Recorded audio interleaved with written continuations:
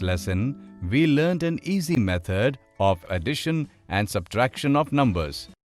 In this lesson, we will see some interesting examples of the same.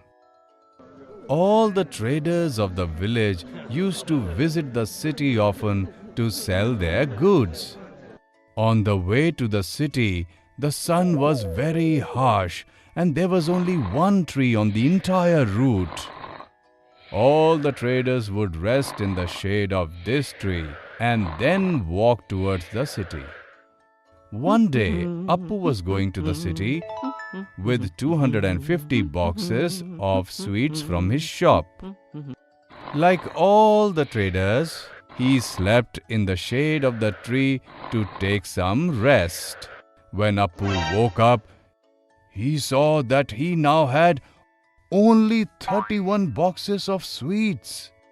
When he looked up, he saw that there were lots of monkeys on the tree eating sweets from his boxes. Earlier, Appu had 250 boxes of sweets and now he has only 31 boxes of sweets. Can you tell how many boxes of Appu's sweets were taken by the monkeys? How do we find out the number of boxes the monkeys had taken? We need to subtract the number of boxes Appu was carrying with him from the number of boxes left with Appu. We will write 250 and 31 using 100, 10 and 1-digit places in the place value chart. Is this correct, children? We have 0 ones. Can we subtract 1 from 0? No. What do we have to do now? Absolutely right. To find a solution to this, we will use the borrowing method we learned in the previous lesson. We will borrow 1 tens out of 5 tens. Now we have 10 ones and 4 tens. If we subtract 1 ones from 10 ones, how many remains? 9 ones. If we subtract 3 tens from 4 tens, how many tens remain? 1 ten.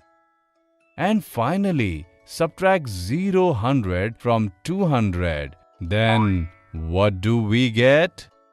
200. The monkeys took Appu's 219 sweet boxes. Babban was very clever. He had heard from the villagers about the mischief of the monkeys and had thought of a plan. The next day, Babban took a few hats and set out towards the city. He deliberately slept under the same tree. When he woke up, he realized some of his hats were missing. He looked up to see the monkeys were wearing his 115 hats. And he had 208 hats left with him. Can you tell how many hats did Babban have with him earlier? Well done, children. You have solved it correctly. Here we have used the method of addition.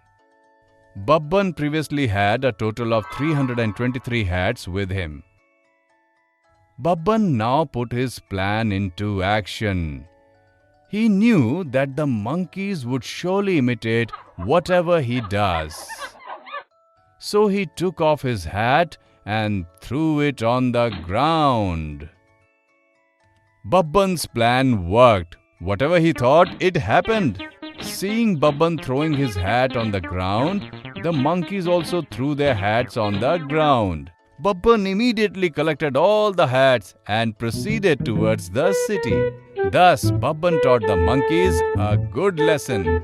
From that day, the monkeys never bothered anyone.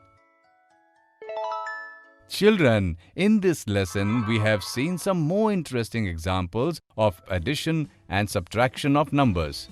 In the next lesson, we will learn some interesting facts about it.